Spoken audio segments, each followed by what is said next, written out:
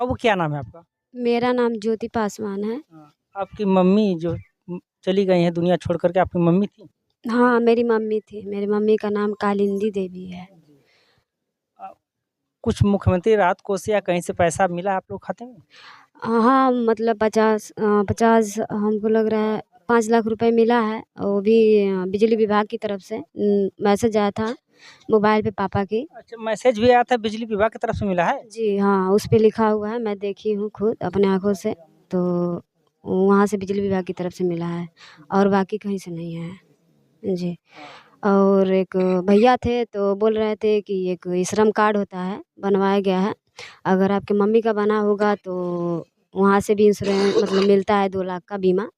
तो आप उससे भी जाके बात करिए, देखिए वहाँ से भी मिल जाएगा आप लोग को। और प्लस जो गवर्नमेंट है वहाँ से वो अपने तरफ से खुद से अलग से देगी। तो इसके लिए आए थे भैया तो बात किए हैं। तो भैया इतने में हम लोग का जो फैमिली है, परिवार है, मेरी छोटी बहन है और मैं बीएससी की स्टूडेंट हूँ, अभी मेरा बीएससी सेकंड ईयर है।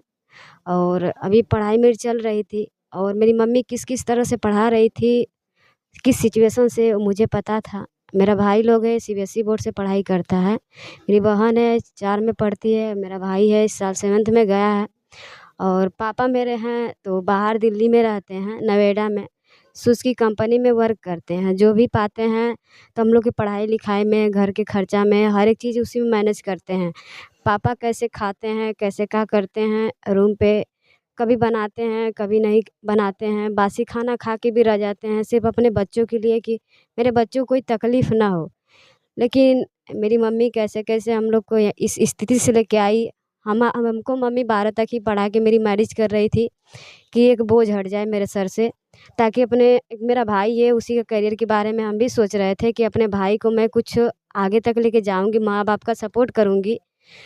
फिर उसके बाद मम्मी को मैं समझाई, मम्मी हमको आगे पढ़ने दीजिए, हम बहुत कुछ कर लेंगे, हमको बनना है कुछ, लाइफ में कुछ आगे करना है। लड़कियों का कोई ड्रीम होता नहीं है, लेकिन मैं एक ड्रीम देखी अपने पापा को देख कर के कि मेरे पापा किस सिचुएशन से और किस स्थिति से हम लोग को पढ़ा रहे हैं। और मेरी मम्मी का जो स्थिति है, मैं नहीं चाहती थी कि मेरा भी आने वाला समय में वैसी स्थिति हो और मेरा भी जनरेशन का वही स्थिति हो। तो मैं बहुत कुछ सोची थी कि आगे जाके मैं बहुत कुछ करूँगी और अपने गाँव का एक अलग नाम रोशन करूँगी। लेकिन बोला जाता है जो इंसान सोचता है वो कभी होता नहीं है।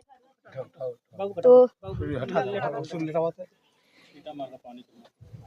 तो उसके बाद में मेरी मम्मी किस-किस तरह से हमको पढ़ा रही थी, मुझको पता था मेरी स्थिति क्या थी, कैसे मैं कर रही थी कि किसी भी तरह बस हमको पढ़ के बस आगे जाना है। एक धुन था तो मैं रूम लेकर के पढ़ाई कर रही थी और अपना खुद का भी मैं बिज़नेस भी थोड़ा बहुत कर रही थी। जैसे मैं कंप्यूटर सेंटर था उसी पे थोड़ा बहुत जाके ट्रेनिंग वगैरह देती थी, उससे अपना पढ़ाई का थोड़ा बहुत खर्चा मैनेज कर लेती थी ताकि पापा को दिक्कत ना हो हमको लेकर के।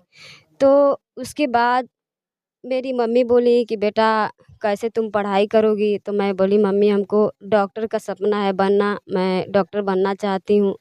मुझे बस एक बार मौका दे दो, मैं ऐसा कुछ गलत कदम नहीं उठाऊँगी, बस एक बार सपोर्ट दो। तो मम्मी बोली चलो ठीक है, तुमको सपोर्ट दे रहे हैं। तो पापा भी पढ़ा रहे थे, बोले पापा बस बीएससी करा के इसका शादी कर देंगे। तो शादी का भी बात चल रहा था, लेकिन मैं सोच रही थी नहीं मैं अभी शादी नहीं करूँगी, कुछ लायक बन जाऊँगी तभी शादी करूँगी ताकि अपना मैं सोच रही थी अपना शादी मैं खुद की पैसे से ही करूँ, अपना कमा लूँ और एक अच्छा खासा एक अच्छा ऐसा शादी करूँ कि गाँव लोग देखे कहे कि हाँ एक लड़की हो करके इस पोजीशन पे आई है। तो मतलब ये सोच रहे थे कि एक लड़की का जो पहचान है वो निकल के आए। लड़कियों को कोई पहचान आइडेंटिटी नहीं होता है, लेकिन मैं खुद का पहचान बनाना चाह रही थी कि मैं अपने माँ-बाप को एक पहचान दे के जाऊँ कि हाँ, एक अच्छे लाल की लड़की खिरियाँ की रहने वाली आज इस मुकाम पे पहुँची। तो ये सब सोच कर के मैं पढ़ाई कर रही थी, तो ऐसा कुछ रॉन्ग मेरे माइंड में नहीं आ रहा था कुछ चीज़ों को लेकर के। बस मेरा फ़ोकस लक्ष्य था, मुझको ड्रीम दिख रहा था कि बस हमको आगे कुछ करना है अपने सिर्फ़ भाई के लिए। मेरा इकलौता ही एक ही भाई है।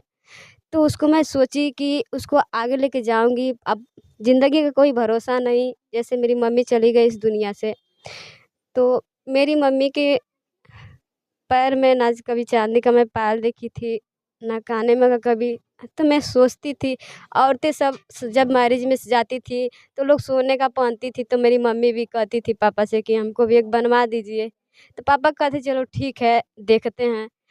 तो जैसे आता था मौका, पैसा थोड़ा बहुत तो मेरा पढ़ाई में ख़त्म हो जाता था। तो मम्मी को मैं ये सोचती थी कि मेरी मम्मी कैसे-कैसे पेट काट-काट के हम लोग को इस स्थिति पर लेके आ रही है, इसीलिए हम लोग कभी गलत कदम नहीं उठाएँ।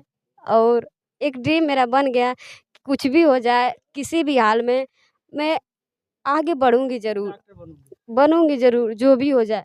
हाँ, माँ भी चली गईं छोड़ कर माँ के। जब मेरी माँ का जब ये हालत हो गया तो मैं सारा ऐसा लग रहा है ड्रीम मेरा ख़त्म हो गया है, लेकिन फिर भी मैं हार नहीं मानूँगी, कोशिश करूँगी।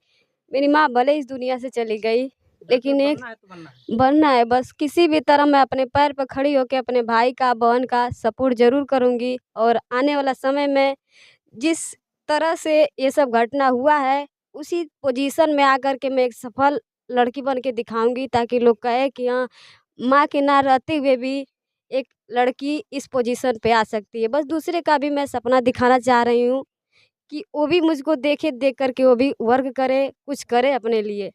तो बस एक सपना था मेरा कि माँ के लिए एक ऐसा अच्छा घर बनाऊँगी, मम्मी के लिए कार खरीदूँगी, मतलब बहुत कुछ सोचे थे, लेकिन कुछ भी सपना नहीं हो टूट पाया। गया। सपना सारा मेरा बिखर गया। मैं जिस गाइडलाइंस में पल रही थी, मेरे सीनियर लोग थे, हमको एक सपना दिखा रहे थे, ज्योति तुम भविष्य में बहुत कुछ कर सकती हो, तुम्हारे अंदर बहुत कुछ हुनर है, बहुत कुछ कर पाओगी। तो एक सपना ड्रीम हमको गाइडलाइंस लोग दिखा रहे थे, मेरे सर लोग थे। मैं सोची मैं अपनी मम्मी के लिए कर लूँगी, ऐसा लग रहा है। मतलब एक साहस दे रहे थे लोग, माँ-बाप उतना तो साहस नहीं दिया, लेकिन मैं खुद से और जिस माहौल में मैं थी, उस माहौल को देख कर के मेरा डिसीज़न हुआ कि मैं अपने माँ-बाप के लिए कुछ करूँगी, ज़रूर। लेकिन आज जो हादसा हम लोग के बीच में घर में हो गया, एक मेरी बहन जो है जो टूअर जैसे हो गई है, हम जब उसको देख रहे हैं तो हमको बहुत रुलाई आ रही है कि हमारे पापा हम लोग को कैसे क्या करेंगे, कमाएँगे कि घर देखेंगे कि हम लोग को पढ़ाएँगे कि मैं खुद पढ़ूँ, क्या भाई को पढ़ाऊँ, कैसे करूँ? कुछ समझ में नहीं आ रहा है। अभी भी मैं सोच रही हूँ करियर को लेके, घर देखने के लिए भी कोई नहीं रहेगा। कोई नहीं है, क्या कैसे चलेगा? पापा कैसे हम लोग को चलाएँगे, खिलाएँगे, पियाएँगे, जिलाएँगे? फिर उसके बाद मेरी शादी भी है, वो हो जाएगी तो मेरा भाई-बहन लोग का क्या होगा? पापा अकेले मेरे कैसे देखेंगे? सारा सब कुछ मेरा बिखर गया है। म मम्मी का हमेशा पल-पल याद आ रहा है, ऐसा लग रहा है मैं जब पढ़ के आती थी तो मम्मी को कहती थी मम्मी पानी दे दो, तो मेरी मम्मी पानी हमको देती थी पीने के लिए। बस सोच-सोच के बहुत रुलाई आ रही है, पर रो नहीं पा रहे हैं। बस अपने बहन का चेहरा देखे ताकि इसको कुछ ना हो जाए। जब वो थोड़ा मे हिम्मत बाँधोगी तो उसको भी थोड़ा हिम्मत मेरी लगेगा। मम्मी मैं अब अपने तो माँ मम्मी चली गई, बड़ी बहन हो लेकिन उसकी माँ आप ही को बन के रहना पड़ेगा।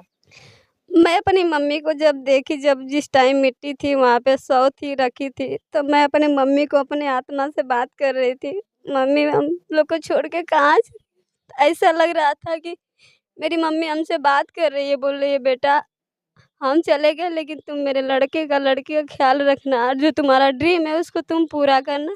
मैं उससे मम्मी से अपनी बात कर रही थी, ऐसा एहसास हो रहा था, मेरी मम्मी हमसे बात कर रही हैं, ऐसा लग रहा है मेरी मम्मी मेरे पास है। बस ये सोच कर के मैं कर कि मैं अपनी बहन के लिए, भाई के लिए कुछ ज़रूर करूँगी, चाहे जो हो जाए। बस सरकार से ये निवेदन है कि हम लोग को सपोर्ट करें, ताकि हम लोग एक आगे मुकाम पे पहुँचे और कुछ हासिल करें। सपना पूरा हो, कि मम्मी का ताकि हम आपका लोग भी। का ड्रीम और मेरी मम्मी का जो है सपना देख के पूरा करे, बोले कि हाँ मैं नहीं थी फिर भी मेरी लड़की आज यहाँ तक पहुँच पाई।